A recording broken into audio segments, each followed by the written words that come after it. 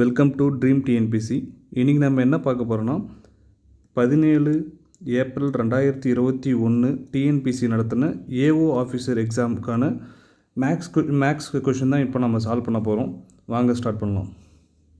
First question, P, Q, R, S and T are sitting in a circle facing the center. If R is immediate left of T and P is between S and T, who is to the immediate left of R? ஒரு வட்டத்தில் வட்ட மையத்தை நோக்கி P, Q, R, S மற்றும் T ஆகியோர் அமர்ந்துள்ளனர். T என்பவருக்கு இடப்புறம் அடுத்தபடியாக R என்பவரும் S மற்றும் T ஆகிய இருவருக்கும் இடையே P என்பவரும் அமர்ந்திருப்பார்கள் எனில் R என்பவருக்கு இடப்புறம் அடுத்தபடியாக அமர்ந்துள்ள நபர் யார்? ஸோ இந்த மெத்தட் வந்து சீட்டிங் அரேஞ்ச்மெண்ட் மெத்தட்னு சொல்லுவாங்க. ஸோ இதில் நம்ம என்ன பார்க்குறோன்னா P, Q, R, S and T இந்த 5 பேரும் சிட்டிங் இன் சர்க்குலர், அதாவது ஒரு சர்க்குலர் ஃபேஸிங் த சென்டர், அதாவது ஒரு வட்டத்தில் மையத்தை நோக்கி இவங்க 5 பேர் வந்து உக்காந்துட்டு இருக்காங்க. ஸோ நம்ம 5 பேர் 2 ஸோ 5 பேர் வந்து சென்டரை பார்த்த மாதிரி உக்காந்துக்கிட்டு இருக்காங்க. அதில் T என்பவருக்கு இடப்புறம் அடுத்தபடியாக R என்பவரும், அதாவது R is immediate left of T, அதாவது Tயோட இமிடியேட் லெஃப்ட்னா அடுத்த லெஃப்ட்னு சொல்லுவாங்க, பக்கத்தில் லெஃப்ட்னு சொல்லுவாங்க. ஸோ Tயோட லெஃப்ட் சைடு வந்து யார் இருக்காங்க? நான் T வந்து இங்கேன்னு எடுத்துக்கிறேன், எங்கே வேணாலும் எடுத்துக்கலாம், நான் இங்கேன்னு எடுத்துக்கிறேன். T வந்து ஃபேஸிங் சென்டர், ஸோ சென்டரை ஃபேஸ் பண்ணிக்கிட்டு இருக்கும்போது இது லெஃப்ட் சைடு, இது ரைட் சைடு. ஸோ Tக்கு இமிடியேட் லெஃப்ட்டில் வந்து யார் இருக்காங்கன்னா R இருக்காங்கன்னு சொல்கிறாங்க. ஸோ R இங்கே வரும். நெக்ஸ்ட்டு அடுத்த சென்டென்ஸ் பாருங்கள், P is between S and T, அதாவது எஸ்ஸுக்கும் Tக்கு நடுவில் யார் இருக்காங்கன்னா P இருக்காங்கன்னு சொல்கிறாங்க. அப்போது இங்கே வந்து நம்ம எஸ்ஸுக்கும் Tக்கு நடுவில் P இருக்காங்கன்னு சொல்கிறாங்க. அப்போது நம்ம இங்கே வந்து எஸ்ன்னு போட்டோம்னா அது வந்து ராங்காக போயிடும். பிகாஸ் ஏன்னா எஸ்ஸுக்கும் Tக்கு நடுவில் P இருக்கணும், பட் இங்கே R வந்துருக்கு. ஸோ எங்கே வரும்னா எஸ் இங்கே வரும், எஸ்ஸுக்கும் Tக்கும் நடுவில் P இருக்குன்னு சொல்லுவாங்க. ஸோ 4 சீட்டிங் வந்து அரேஞ்ச் ஆகிடுச்சு. S, P, T, R and இன்னும் மீதம் இருக்கிறது Q ஒண்டி தான் இருக்கும். ஸோ மிச்சம் இருக்கிறது Q இங்கே வந்துடும். இப்போ நம்ம இப்போது கொஷினில் என்ன கேட்டிருக்காங்க, who is to the immediate left of R? ஆரோட இமிடியேட் லெஃப்ட்டில் யார் இருக்காங்க? ஸோ R வந்து ஃபேஸிங் சென்டர் இங்கே பார்த்த மாதிரி இருக்குது. ஸோ இந்த சைடு வந்து ரைட்டு, இந்த சைடு வந்து லெஃப்ட்டு. ஸோ R என்பவருக்கு இடப்புறம் அடுத்தபடியாக அமர்ந்துள்ள நபர் யார்? ஸோ ஆரோட லெஃப்ட் சைடு வந்து யார் இருக்காங்கன்னா Q தான் இருக்காங்க. ஸோ இதான் ஆன்சர். ஸோ ஆன்சர் வந்து B option Q. Okay, next question போகலாம். Second question, the value of motorcycle 2 years ago was 60,000. It depreciates at the rate of 5% per annum. Find its present value. இருசக்கர வாகனம் ஒன்றின் விலை 2 ஆண்டுகளுக்கு முன்பு 60,000 ஆக இருந்தது. அதன் மதிப்பு ஆண்டுதோறும் 5% குறைகிறது. அதன் தற்போதைய மதிப்பை காண்க. ஸோ என்ன சொல்கிறாங்கன்னா, இருசக்கர வாகனம் 2 வருஷத்துக்கு முன்னாடி அதோட மதிப்பு வந்து 60,000 இருந்துச்சு. ஸோ அடுத்தடுத்த வருஷம் ஒரு வருஷமும் 5% வந்து கம்மியாகிட்டே வருது, அதோட மதிப்பு வந்து குறைஞ்சிக்கிட்டே வருது. இப்போது தற்போதைய அமௌண்ட் வந்து எவ்வளோ இருக்கும், அதோட வேல்யூ எவ்வளோ இருக்குன்னு சொல்லிட்டு கேட்குறாங்க. ஸோ இது நம்ம எப்படி பார்க்கணும்னா, ஸோ 2 years 2 வருஷத்துக்கு முன்னாடி 60,000னா அப்போது வருஷம் 5 வருஷம்னா நம்ம வந்து 10%, 2 வருஷத்துக்கு 5% 10% கம்மி பண்ணி 54,000 நம்ம ஆன்சர் போடக்கூடாது. அதுமாரி போட்டால் தப்பு. ஸோ எப்படி போடணும்னு நம்ம பார்க்கலாம். ஃபஸ்ட்டு நம்ம வந்து 1 year பிஃபோர் வந்து எவ்வளோ வந்திருக்கும் அப்படின்னு சொல்லிட்டு பார்க்கும்போது 5% வந்து ஃபஸ்ட்டு மைனஸ் பண்ணணும். 60,000க்கு 10% வந்து 6,000. அப்போது 6,000 12 டிவைட் பண்ணால் 5% வந்துடும். 5% வந்து 3,000 அர்த்தம். ஸோ இந்த 60,000 3,000 லெஸ் பண்ணால் 1 year ago அதோட வேல்யூ வந்து எவ்வளோ இருக்குன்னா 57,000 இருக்கும். ஓகே, இப்போது இந்த 57,000 இருக்கும். இப்போது இந்த 50,000 1 year ago, இப்போ ப்ரெசென்ட்டில் எவ்வளோ இருக்குன்னு பார்க்கும்போது இதுக்கு 5% வந்து கண்டுபிடிக்கணும். இதுக்கு 5% வந்து எவ்வளோ? 10% 5,700, 5% வந்து 2,850. ஸோ இதான் 5%ஆக இருக்கும். இது வந்து இந்த 57,000 நம்ம லெஸ் பண்ணணும். லெஸ் பண்ணோன்னா 54,115 வரும். ஸோ இதான் ஆன்சர். ஸோ ஒன் இயராக தான் கண்டுபிடிக்கணும். 2 years ago அப்படின்னா அக்கா நெக்ஸ்ட்டு 1 year ago எவ்வளோ வந்து இப்போ ப்ரெசென்ட் எவ்வளோ இருக்குது அப்படின்னு சொல்லிட்டு அந்த வேல்யூ வச்சு தான் நம்ம கண்டுபிடிக்கணும். ஓகே, அடுத்த கொஷின் போகலாம். A and B invest in a business in the ratio of 3:2. If 5% of the total profit goes to charity and A's share is 855, then the total profit is. A மற்றும் B இருவர் ஒரு தொழில் தொடங்க 3:2 என்ற விகிதத்தில் முதலீடு செய்துள்ளனர். மொத்த லாபத்தில் 5 மடங்கு தொண்டு நிறுவனத்திற்கு வழங்கப்படுகிறது மற்றும் ஏயின் பங்கு ரூபாய் 855 எனில் மொத்த லாபம் என்ன? So A plus B A மற்றும் பி இருவரும் இணைந்து ஒரு தொழில் வந்து இன்வெஸ்ட்மெண்ட் பண்ணுறாங்க. எந்த ரேஷியோனா 3:2 என்ற ரேஷியோவில் இன்வெஸ்ட் பண்ணுறாங்க. இதில் என்ன கேட்குறாங்கன்னா அதில் மொத்த லாபம் வந்து நம்ம 100ன்னு எடுத்துக்கிறோம் வச்சுக்கோ. ஃபார் அசம்ஷன் நம்ம 100ன்னு எடுத்துக்கிறோம். அதில் 5% வந்து சேரிட்டிக்கு போயிடுதுன்னு சொல்கிறாங்க. சேரிட்டினா தொண்டு நிறுவனத்துக்கு போயிடுது. தொண்டு நிறுத்தும் போது மிச்சம் எவ்வளோனா 95% இருக்குது. இந்த 95% தான் 3:2 என்ற ரேஷியோவில் பிரிக்கும் போது அதில் ஏவோட ஷேர் மட்டும் 855 வந்திருக்கு.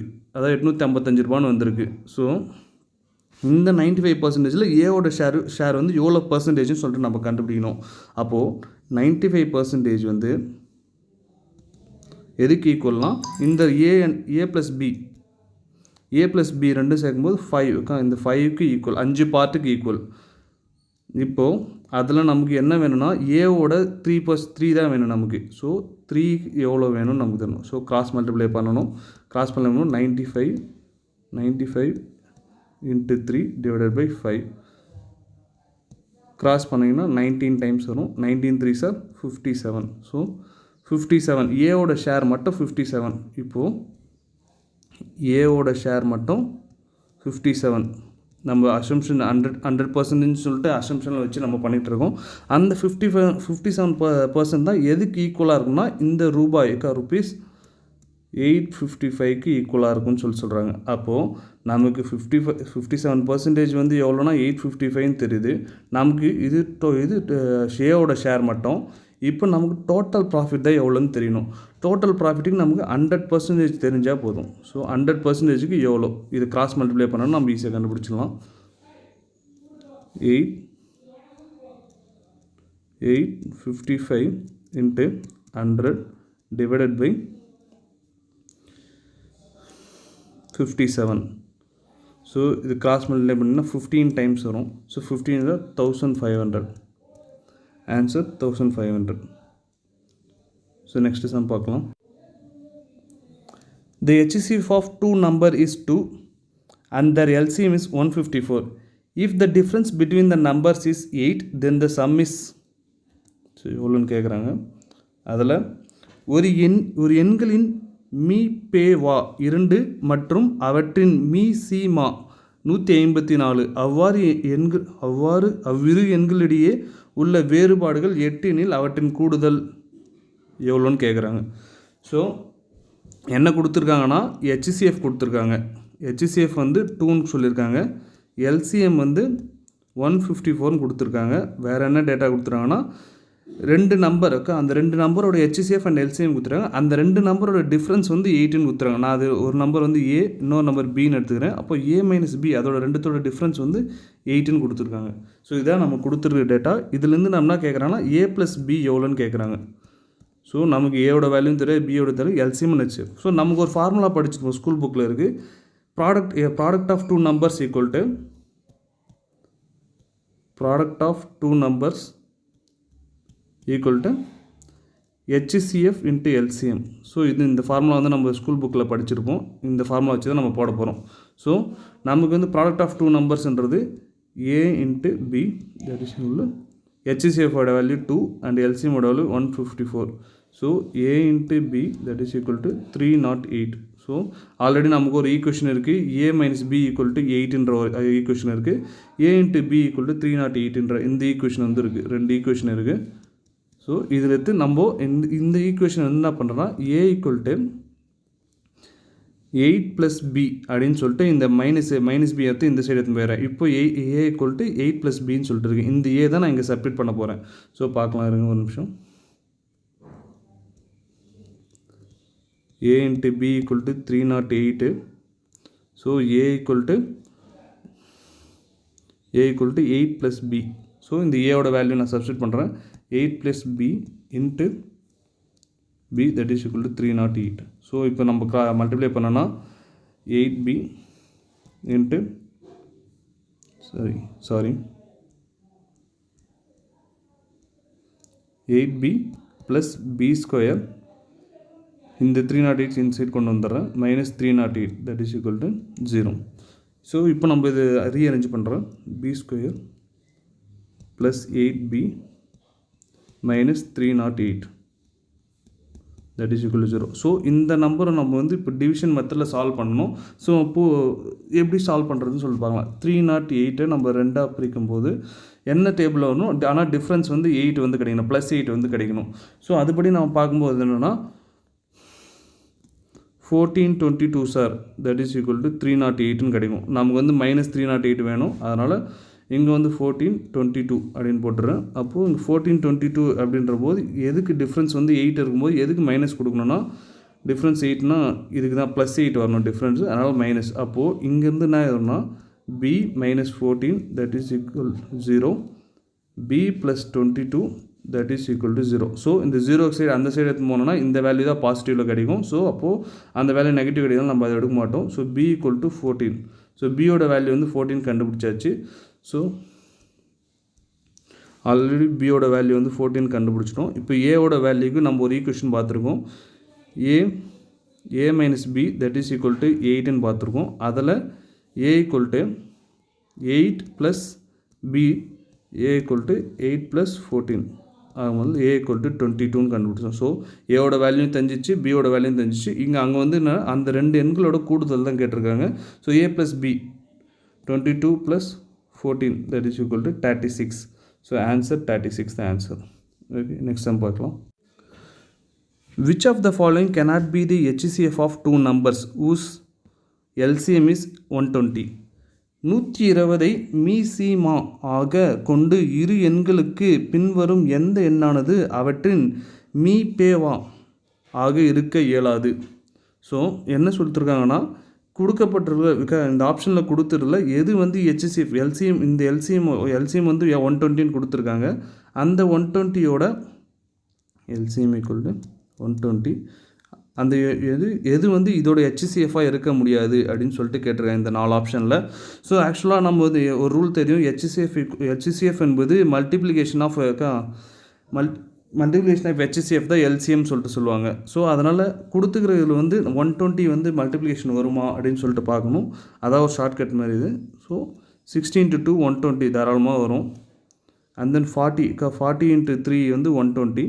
ஸோ 80 வந்து கண்டிப்பாக வராது. 30 வந்து தெரியும் நமக்கு 4 × 120 வரும். ஸோ HCF-ஓட மல்டிப்ளிகேஷன்ஸ் தான் LCM கண்டிப்பாக இருக்கணும். அதுபடி பார்க்கும்போது 80 வந்து இதோட இது வரல. ஸோ ஆன்சர் வந்து 80 தான், அதோட HCF கிடையாது. கொடுத்துருப்பட்ட LCM 120க்கு HCF வந்து 80 கிடையாது. ஸோ இது மாதிரி தான் மிச்சம் எல்லாமே 120 வரும். ஓகே, நெக்ஸ்ட் ஒன் போகணும். ஸோ அடுத்த sum, by selling a bicycle for 4,275 rupees, a shopkeeper loses 5%. For how much should he sell it to have profit of 5%? மிதிவண்டி ஒன்றை ஒரு கடைக்காரர் 4,275 ரூபாய்க்கு விற்பதால் அவருக்கு 5% நட்டம் ஏற்படுகிறது எனில் 5% லாபம் பெற வேண்டுமெனில் அவர் மிதிவண்டி என்ன விலைக்கு விற்க வேண்டும்? ஸோ அதாவது ஒருத்தர் வந்து ஒரு மிதிவண்டி வந்து விற்கிறாரு. ஸோ அவர் விற்கும்போது 4,275 ரூபாய்க்கு விற்கிறாரு. விற்கும்போது அவருக்கு 5% வந்து லாஸ் கிடைக்குது. ஸோ அது எந்த விலைக்கு விற்றா அவருக்கு வந்து 5% வந்து ப்ராஃபிட் கிடைக்கும்னு சொல்லிட்டு கேட்குறாங்க. ஸோ எந்த பர்சன்டேஜுக்கு, அதாவது 5% லாபம் வச்சு விற்றால் எவ்வளோ அமௌண்ட்டுக்கு வரும் அப்படின்னு சொல்லிட்டு கேட்டிருக்காங்க. ஸோ நம்ம ஜென்ரலாக நமக்கு தெரியும் காஸ்ட் ப்ரைஸுன்றது நம்ம எப்போயுமே 100 தான் எடுப்போம். காஸ்ட் ப்ரைஸ் எப்போயுமே நம்ம 100 தான் எடுப்போம். ஸோ இப்போது 4,275 ரூபான்றது 5% லாஸ், அதனால் நம்ம அதை என்னென்னு எழுதுவோம், 95%ன்னு எழுதுவோம். ஸோ ஓகே, 95ன்னு சொல்லிட்டு எழுதுவோம். நெக்ஸ்ட்டு இப்போது 5% லாபத்துக்கு வேணும்னா நமக்கு என்ன வேணும்னா இது நார்மல் ப்ரைஸு. ஸோ 5% லாபத்துக்கு வரணும்னா 105% சொல்லி நம்ம வந்து கால்குலேட் பண்ணணும். ஸோ இங்கே வந்து எவ்வளோ 95% 4725னா அப்போது 105% எவ்வளோன்னு கேட்டிருக்காங்க. ஸோ கிராஸ் மல்டிப்ளிகேஷன் பண்ணணும். 4275 into 105 divided by 95. ஸோ ரெண்டுத்தையும் 95 105 கேன்சல் பண்ணால் 19 டைம்ஸ், இது 21 டைம்ஸ். நெக்ஸ்ட்டு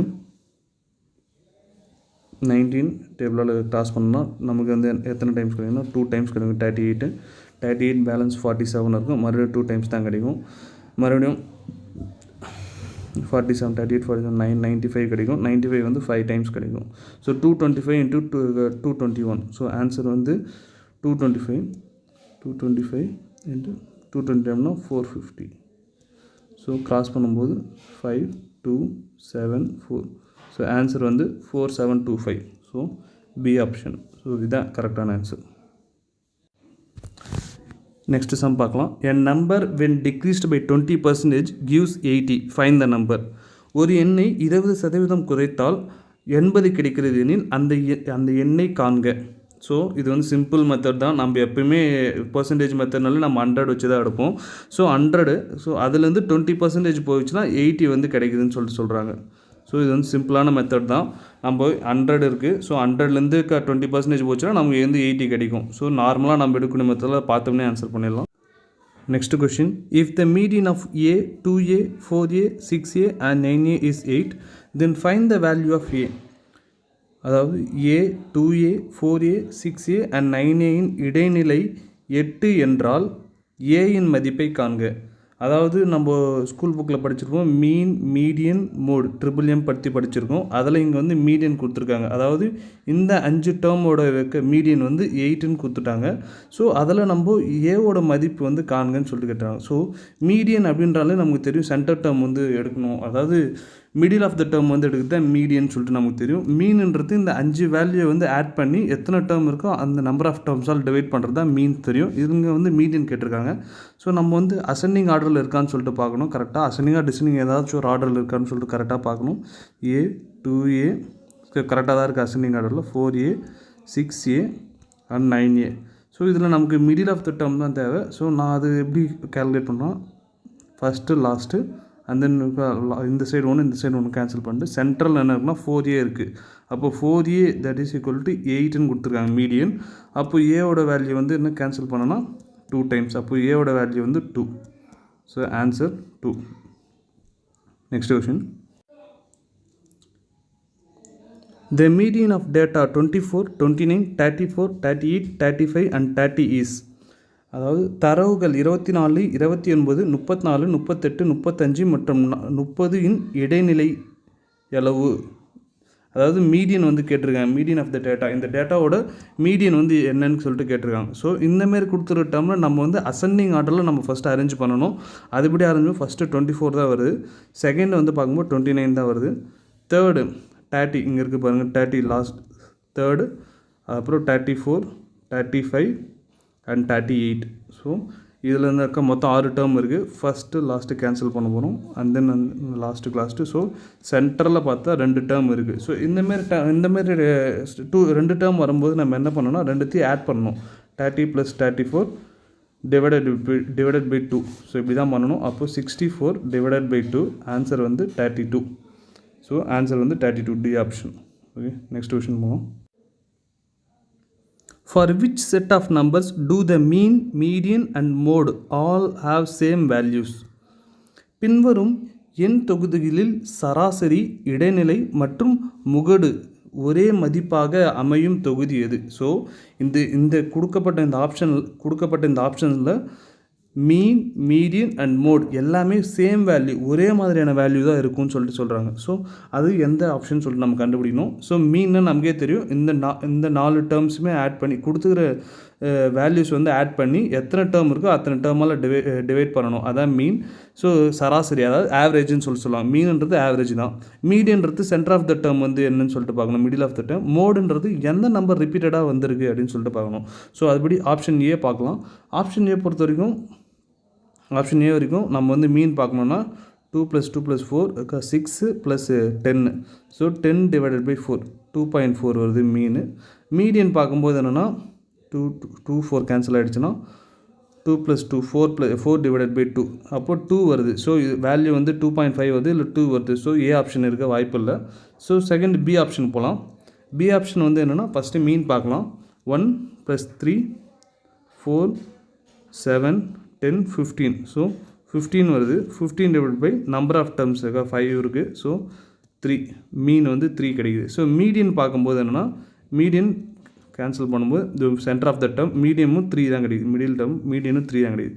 ஸோ மோட் பொறுத்த வரைக்கும் ரிப்பீட்டட் டேர்ம் தான் பார்க்கணும். ஸோ மோடு பொறுத்த வரைக்கும் ரிப்பீட்டட் டேர்ம் 3 தான் இருக்குது. ஸோ மீனும் 3 தான், மீடியனும் 3 தான், மோடும் 3 தான். ஸோ ஆன்சர் 3 வேல்யூமே சேமாக தான் வருது. ஸோ அதனால் வந்து ஆன்சர் பி தான் ஆப்ஷன். ஸோ நமக்கு கரெக்டாக வந்துச்சுன்னா செக் பண்ண தேவையில்ல. வேணால் கிராஸ் செக் பண்ணால் சியும் கிராஸ் செக் பண்ணி பாருங்கள்.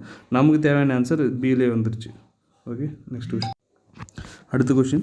Let m be the midpoint and b be the upper limit of a class in a continuous frequency distribution. The lower limit of class is. மையப்புள்ளி m தொடர்பு நிகழ்வெண் பரவலில் ஒரு பிரிவின் மேல் எல்லை b எனில் அதன் கீழ் எல்லை, அதாவது ஒரு தொடர் என்ன வந்து சொல்கிறாங்க, அதோட மிட் பாயிண்ட் வந்து என்ன சொல்லியிருக்காங்கன்னா எம்னு சொல்லியிருக்காங்க. அண்ட் தென் அப்பர் லிமிட் வந்து என்னன்னு சொல்லியிருக்காங்கன்னா பின்னு சொல்லியிருக்காங்க. லோவர் லிமிட் வந்து என்னன்னு சொல்லி கேட்குறாங்க. நான் லோவர் லிமிட் வந்து ஏன்னு எடுத்துக்கிறேன். ஸோ மிட் பாயிண்ட்டுக்கு ஒரு ஃபார்முலா இருக்குது. மிட் பாயிண்ட் ஈக்குவல் டு என்னென்னா low limit plus high limit divided by 2. So இதான் மிட் பாயிண்ட்டோட ஃபார்முலா. ஸோ நீங்கள் எந்த வேல்யூ இது வேல்யூ கொடுத்து நீங்கள் ட்ரை பண்ணாலும் கிடைக்கும். ஸோ சப்போஸ் நான் லோ வேல்யூ வந்து 10ன்னு எடுத்துக்கிறேன், ஹை வேல்யூ வந்து 40ன்னு எடுத்துக்கிறேன். ஸோ இதோட மிட் பாயிண்ட் வந்து உங்களுக்கு தெரியணும், மிட் வேல்யூ வந்து தெரியணும் அப்படின்னு சொல்லிட்டா. So 10 + 40 50 divided by 2. ஸோ 25 தான் இதோட மிட் பாயிண்ட்டு இல்லை மிட் வேல்யூன்னு சொல்லிட்டு சொல்லுவாங்க. அதே போல் தான் இங்கே சொல்லியிருக்காங்க. பட் இங்கே வேல்யூவாக கொடுத்துருக்காங்க. அப்போ லோ பாயிண்ட் எல்லை வந்து நான் ஏன்னு எடுத்திருக்கேன், ஹை பாயிண்ட் வந்து பி அவங்களே கொடுத்துருக்காங்க பின்னு சொல்லிட்டு. அப்போது m = a + b divided by 2. அவங்க வந்து என்ன கேட்டிருக்காங்க, லோவர் லிமிட் தான் கேட்டிருக்காங்க, அதாவது கீழ் எல்லை தான் கேட்டிருக்காங்க. கீழ் எல்லைக்கு நம்ம ஏ தான் தேவை. ஸோ a = 2m, இங்கே ப்ளஸ் பி வந்து போச்சுன்னா மைனஸ் பி ஆகிடும். அப்போது answer 2m - b. Answer 2m - b, option A. Next அடுத்த question. If 1 + 2 + 3 + n etc. = 666, then find n. 1 + 2 + 3 etc. n + n = 666 எனில் n இன் மதிப்பை காண்க. அதாவது ஒரு சீரீஸ் கொடுத்துருக்காங்க, அந்த சீரீஸோட லாஸ்ட் வேல்யூ வந்து என்னன்னு கொடுத்துருக்காங்க, அந்த சீரீஸோட அடிஷன் வந்து 666ன்னு கொடுத்துருக்காங்க. அப்போ என்னோட வேல்யூ வந்து என்ன இருக்குது என்னன்னு சொல்லிட்டு கேட்டிருக்காங்க. ஸோ இது போல் இருக்கும்போது நமக்கு ஃபார்முலா இருக்குது. ஸோ அந்த ஃபார்முலா வந்து n × n + 1 divided by 2. So இதான் ஃபார்முலா, இந்த சீரீஸ்க்கான ஃபார்முலா. ஈக்குவல் டு இதுக்கு வேல்யூ வந்து கொடுத்துருக்காங்க 666ன்னு கொடுத்துருக்காங்க. ஸோ நமக்கு இது ஈக்குவேஷன் மாதிரி வரும். அதனால் n வந்து என்ன பண்ணுறேன், n × n + 1, இந்த 2 வந்து இந்த சைடு எடுத்துகிட்டு போயிடுறேன். அப்போ 2 வந்து எடுத்துகிட்டு போயிட்டோன்னா இன்ட்டு 2ஆல் பண்ணோன்னா 1332. ஸோ இதான் கிடைக்கும். ஸோ இதை வந்து ஈக்குவேஷனாக இருக்கும்போது n² உள்ளே மல்டிப்ளை பண்ணுறேன். n² + n give -1332. ஸோ இப்போது எந்த டேர்ம் வந்து நம்ம கொடுத்தா என்னோட டேர்ம் வந்து கிடைக்கும். ஸோ எந்த டேர்ம்னால் நம்ம ஆப்ஷனில் தெரியுது 37 36 38 35ன்னு தெரியுது. அதோட டிஃப்ரென்ஸ் வந்து நமக்கு வந்து 1332. ஸோ இது ஃபேக்டராக பிரிக்கும் போது என்னென்னா அதோட டிஃப்ரென்ஸ் வந்து 1 தான் கிடைக்கணும். ஸோ மேக்ஸிமம் டிஃப்ரென்ஸ் 1 தான் இருக்கும். இந்த ஆப்ஷனில் பார்க்கும்போது பார்த்தா 35 36 37 38ன்னு கொடுத்துருக்காங்க. ஸோ அப்போது இதில் எதனா ஒரு 2 டேர்ம் எடுத்து நம்ம பார்க்கணும். அப்போது 35 36 இருக்கலாம், இல்லை 36 37ஆக இருக்கலாம், 37 38ஆக இருக்கலாம். இந்த 3 டேர்மில் எதனா ஒன்று தான் இருக்கும். நான் வந்து 36 37 எடுக்கிறேன். ஸோ 36 × 37 போட்டிங்கன்னா 36 × 37 மல்டிப்ளை பண்ணிங்கன்னா உங்களுக்கு இந்த ஆன்சர் தான் கிடைக்கும், 1332 கிடைக்கும். அப்போது 36 × 37. ஸோ டிஃப்ரென்ஸ் வந்து நமக்கு +1 கிடைக்கணும். ஸோ ஸோ +1 கிடைக்கணும் அப்படின்றபோது நம்ம இதுக்கு மைனஸ் பண்ணணும், 36க்கு மைனஸ் பண்ணணும், இதுக்கு ப்ளஸ் இருக்கணும். ஸோ ஆன்சர் வந்து என்ன கிடைக்குன்னா n minus 36 n plus 37 sorry. So இதுக்கு n மைனஸ் 36 தான் நம்ம பாசிட்டிவ் வேல்யூ தான் எடுத்துப்போம், n ஈக்குவல் டு 36ன்னு கிடைக்கும். ஸோ n ஈக்குவல் டு 36 தான் ஆன்சர், வந்து 36 தான் ஆன்சர். ஸோ என்னோட வேல்யூ வந்து 36. நெக்ஸ்ட் சம் பார்க்கலாம். The value of 1 cube plus 2 cube plus 3 cube dot 15 cube minus 1 plus 2 plus 3 etcetera 15. So இதோட வேல்யூ என்னன்னு கேட்குறேன், இதோட மதிப்பை காண்க இந்த சீரீஸோட. ஸோ நமக்கு இந்த நம்பர், இந்த சீரீஸோட கியூபிக் சீரீஸோட ஃபார்முலா வந்து நமக்கு தெரியும், n into n plus 1 divided by 2 whole square minus n into n plus 1 divided by 2. So இது நார்மல் சீரீஸோட வேல்யூ. ஸோ இந்த ஃபார்முலாவில் நம்ம n ஈக்குவல் டு 15 நமக்கே தெரியும். ஸோ லாஸ்ட்டாக இருக்குது, அதான் என்னோட மதிப்பு. ஸோ n ஈக்குவல் டு 15 தெரியும், இது வந்து சப்ஸ்டிட் பண்ணலாம். அப்போது 15 into n plus 1 16 divided by 2 minus 15 into 16 divided by 2 இங்கே ஹோல் ஸ்கொயர் வரும். ஓகே, ஸோ இது நம்ம கேன்சல் பண்ணும்போது நமக்கு என்ன கிடைக்கணும், 8 கிடைக்கும். ஸோ அப்போது 15 ஸ்கொயர் 225 இன்ட்டு 64, அதாவது 8ஓட ஸ்கொயர் 64 மைனஸ் இங்கே கேன்சல் பண்ணால் 8. அப்போது 15 8s are 120. ஸோ இந்த வேல்யூ மல்டிப்ளை பண்ணால் நமக்கு 14,400 கிடைக்கும். மைனஸ் 120 கேன்சல் பண்ணிங்கன்னா 14,280 கிடைக்கும். ஸோ இதான் ஆன்சர், 14,280 தான் ஆன்சர். ஸோ இந்த இதுக்கு ஃபார்முலா ரொம்ப முக்கியம், இந்த மெத்தடுக்கு. ஸோ ஃபார்முலா தெரிஞ்சு வச்சுங்க, இது நம்ம ஸ்கூல் புக்லேயே கூட இருக்குது. தேங்க்யூ.